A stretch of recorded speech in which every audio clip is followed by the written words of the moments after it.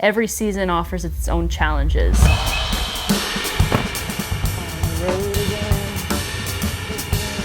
In this early spring, you've got the horrendous bugs that are just like trying to eat you alive. Got me in the ass. I'm all for nature, fuck the bugs. You've got the inconsistent weather. At least we got some sun in the morning. Those two elements of challenge really connect you and make you appreciate it when you've gone through all that hell and back, and then you finally have these beautiful things to show for it.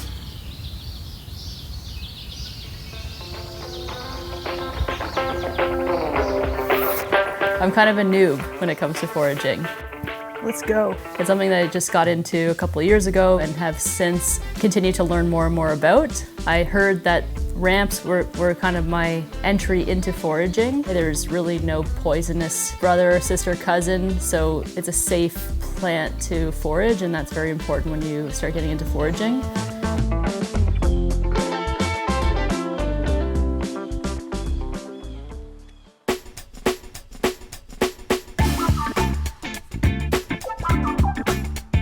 The happiness and joy I felt after actually finding ramps for the first time. You learn about your favorite celebrity before, going out to the world, and you see your celebrity for the first time, and that like excitement, and just that's how I felt when I saw ramps for the first time, to be honest.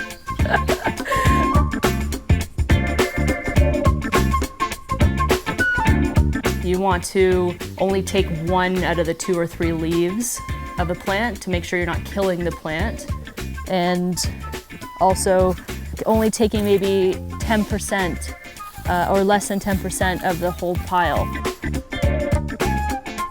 If I just take a little bit from each patch, then it still can like flourish, because it takes so long for the plant to flower and spread. It can spread via seeds, or it can spread via the root system underground.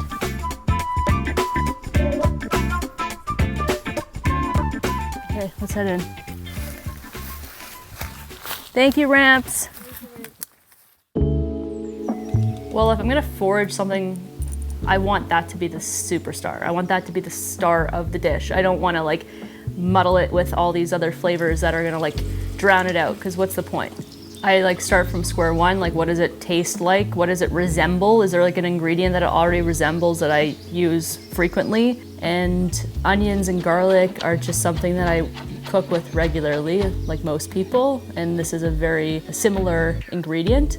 Once I get comfortable with it and I learn a bit more based on my own practice, then I'll start going off-roading and having fun with it and being creative. And usually that's where the most interesting dishes come to life.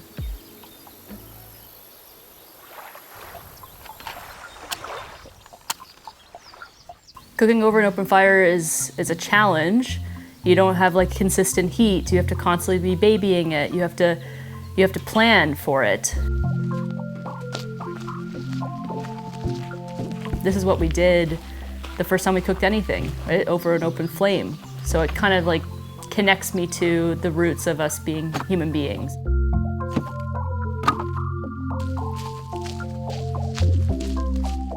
So the first dish was a ramp pesto risotto. Typical risotto, similar pesto style. Blitz the walnuts, because walnuts are more earthy. I wanted to tie that in with the earthiness of the ramps rather than using a sweeter nut like a pine nut, and made the pesto vegan, or my sister would be pretty pissed at me if I didn't. Start small, like even though it's safe to eat, it might not be safe for you to eat. So a lot of like wild mushrooms, for example, like are safe, technically safe, but you could still not feel well after eating them. So when you introduce a new foraged plant off the get-go, just consume that by itself. Don't throw it into a wild mushroom risotto with all the different types of wild mushrooms that you just foraged. Eat the one, then the next one, then the next one in really small doses, and make sure that you feel okay before, eating the next one.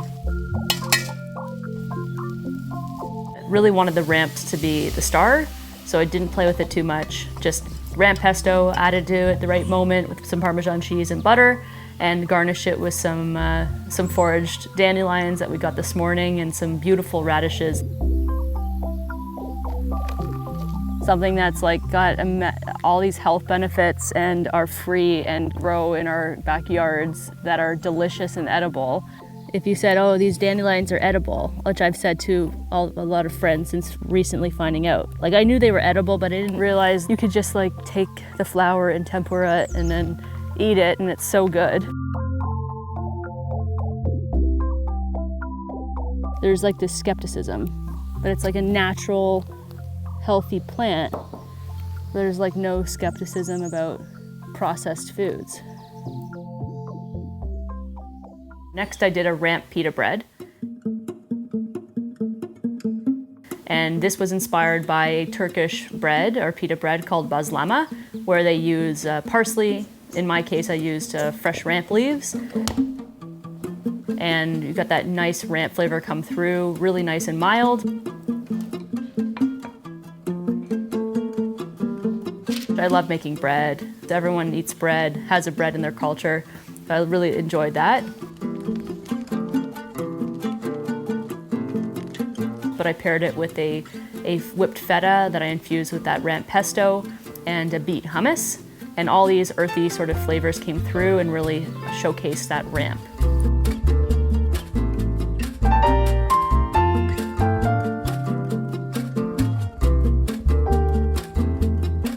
The next dish was a sfogliatelle, a savory ramp sfogliatelle. I'm probably butchering that.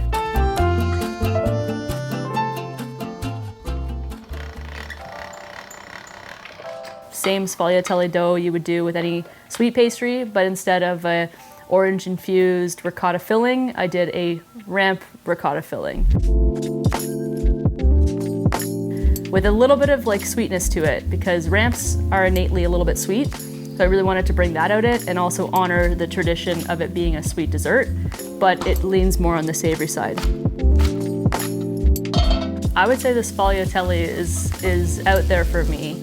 That was probably my favorite of the 3 dishes that I made because it was a challenge. I didn't know how it was gonna go. It could have gone terribly wrong, and it came out great, and that's very fulfilling.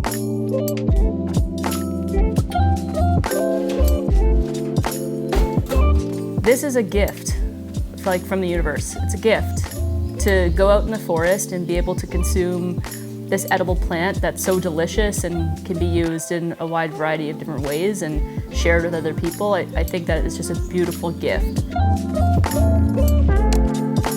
Yeah, it's this like free food in the woods, but nothing's free, and you shouldn't view it as that way. Like, make sure you're foraging sustainably and you're treating the plants around the forage goods well and being nice to them too and connecting to nature. I intend to raise my kids around foraging and teaching them about foraging. I want these plants to be there when they're old enough to forage themselves, and then for them to forage with their kids. That comes from making sure that you're foraging sustainably.